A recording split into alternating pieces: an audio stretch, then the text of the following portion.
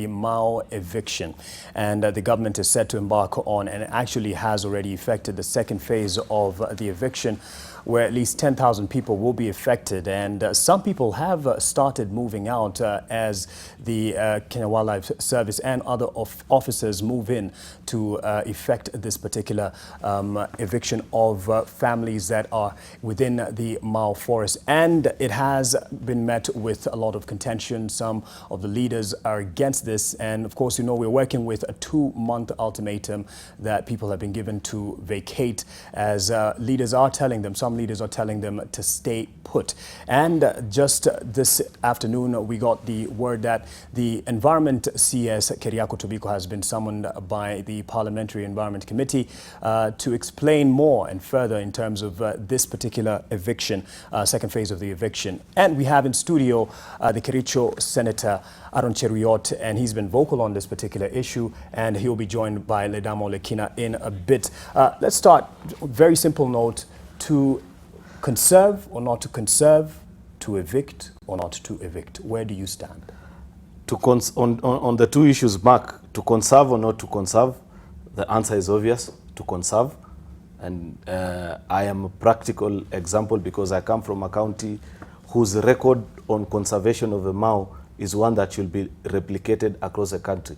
You must remember, Mau Forest Complex covers 7 counties.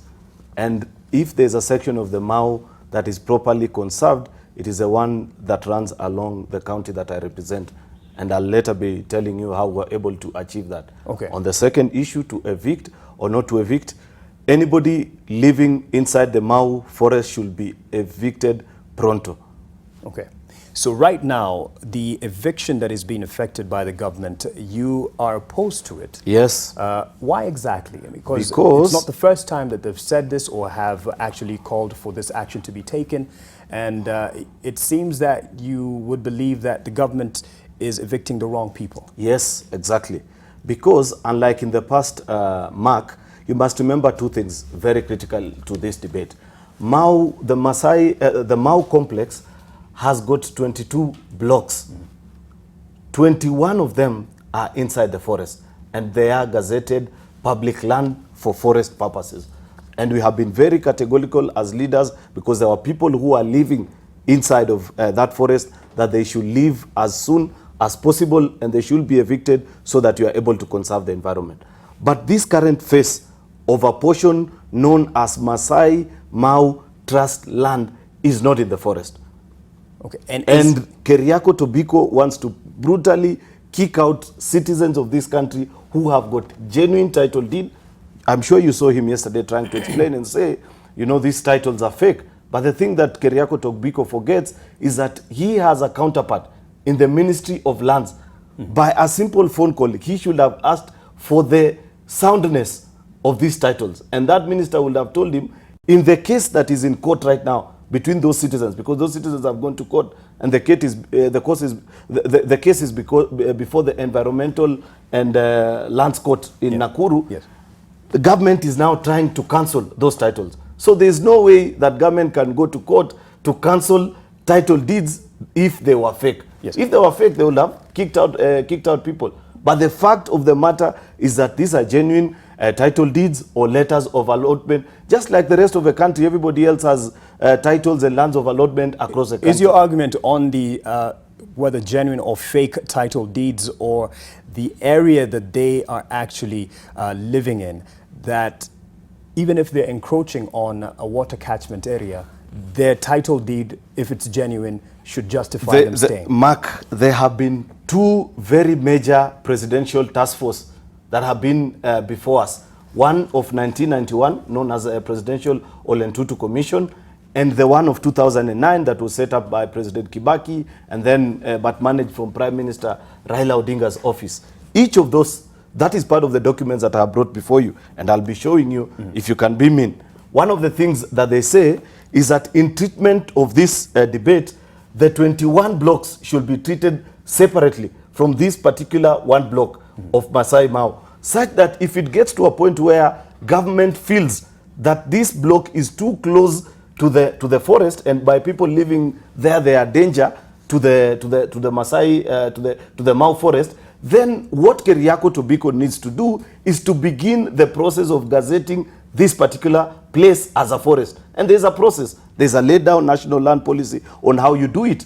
And are you saying that initially it wasn't gazetted? It isn't. It is not known to be a water catchment area? I challenge CS Tobiko, if he has any gazette notice showing that Masai Mau Trustland is a forest, let him show it to the country. There is none. In all these reports that are brought before NTV, from Olentutu Commission, Hassanur Commission of 2009, they recognize this particular place as a place that is disputed, but people have got titles for this particular place. Hence, if you want to degazette it, because there's good argument. You know, somebody can say because of the proximity to the forest, there is likelihood of human activity into the forest. Therefore, if you push such an argument, and it makes sense even to me if I listen to him, there's a process of how you follow. You know, this is a government. You just can't show up and tell people to vacate.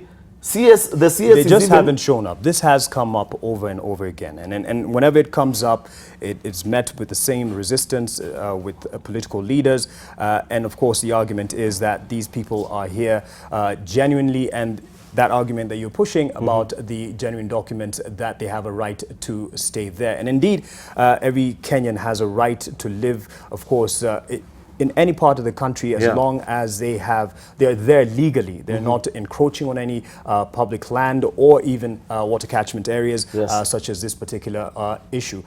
But it seems a lot politically, you know, inspired, or even undertones of protecting our people.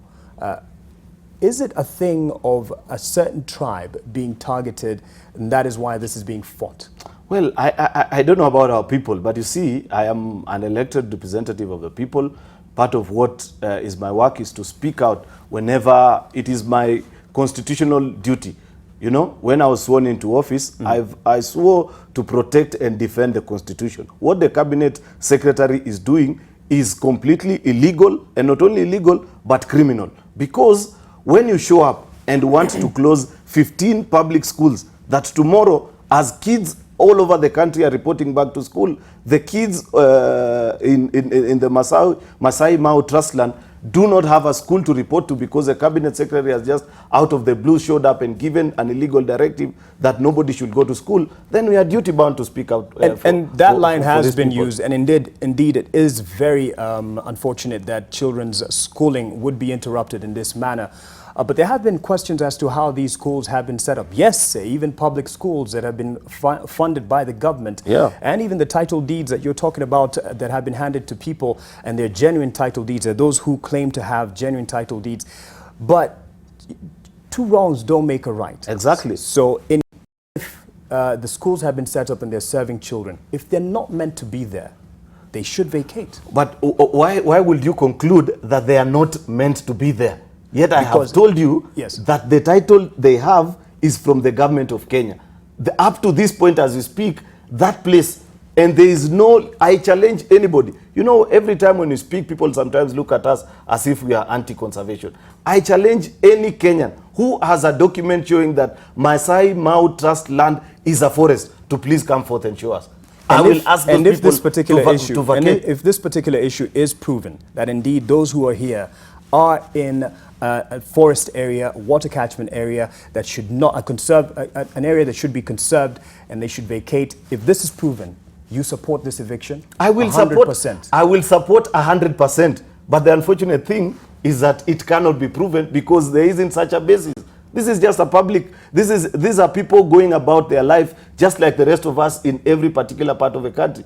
You know, they have either a title deed or an allotment letter. Therefore, the point that we continue to raise, you see, conservation, Mark, is an empirical and methodical process. If you find that there is human activity, first of all, you stop the human activity, you secure the particular forest, you reforestate.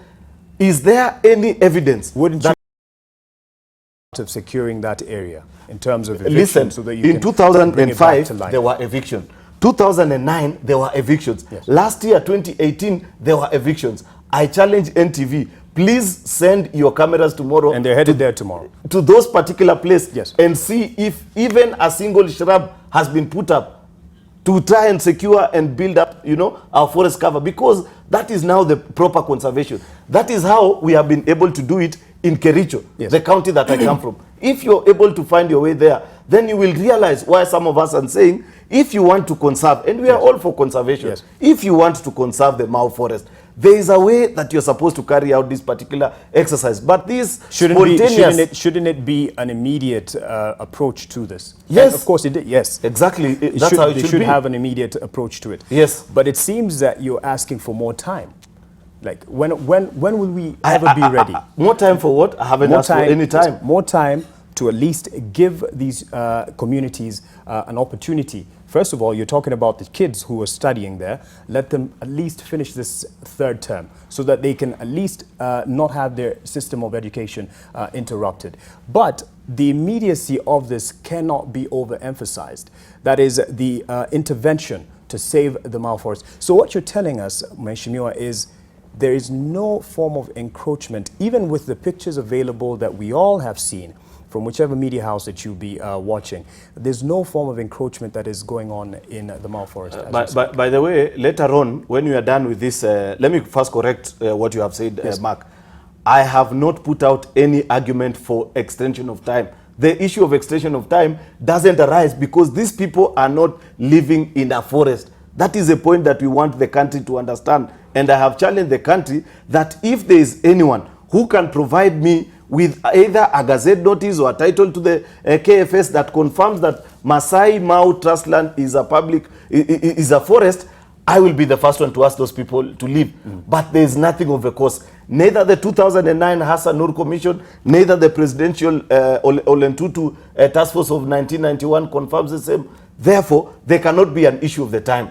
The point that we have always consistently tried to push is that once you have secured the boundaries of Mau forest, please move with speed and reforestate. But government is not keen on listening. CS Tobiko doesn't have the aura and, you know, the ethos of a public servant. You have seen him speak on TV, say things like, I don't care. You know, that's not the language that is expected of a cabinet secretary. He spoke and said, give me a break. When will you ever be ready? That kind of a language isn't what we expect from a public servant. But given the effects that this has had on the environment, first of all, you haven't answered the question as to whether or can, you know, agree or disagree that there is encroachment activities within the Mau forest. In fact, that's a very good question to answer. Mark, number one, there is no debate whether there has been destruction of a Mau forest. Nobody can argue against that. Happening. I overfly that place on my way home each and every week, and I weep because I see what has happened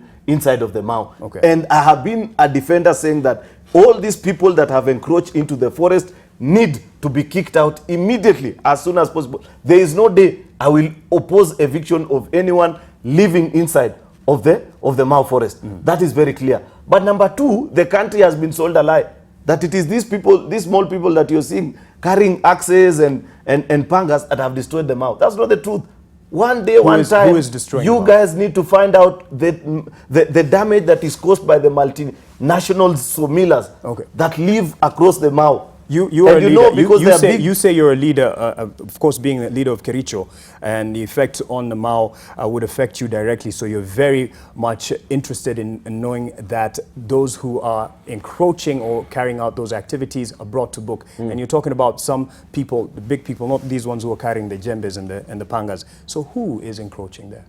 I've told you there are multinational sawmillers that operate around Baringo, around Nakuru, around this Narok area. And one time, I think one of your, it's a very simple assignment. By the way, as soon as you pick your cameras tomorrow, ask those people to just go within Mau forest and see, even as we speak right now, if they will not be able to spot trucks, huge trucks, the 26-wheelers, from these big multi-billion sawmilling companies carrying timber from inside of a Mau forest. But because they are powerful, they are able to oil people's pockets. Nobody's talking about their issue. That's why you're don't here. Buy the lie. Talk about it and name those people that you claim are actually those the government should be getting. Name them. The team cells of this world. I do not have the particular each and every name of a particular company,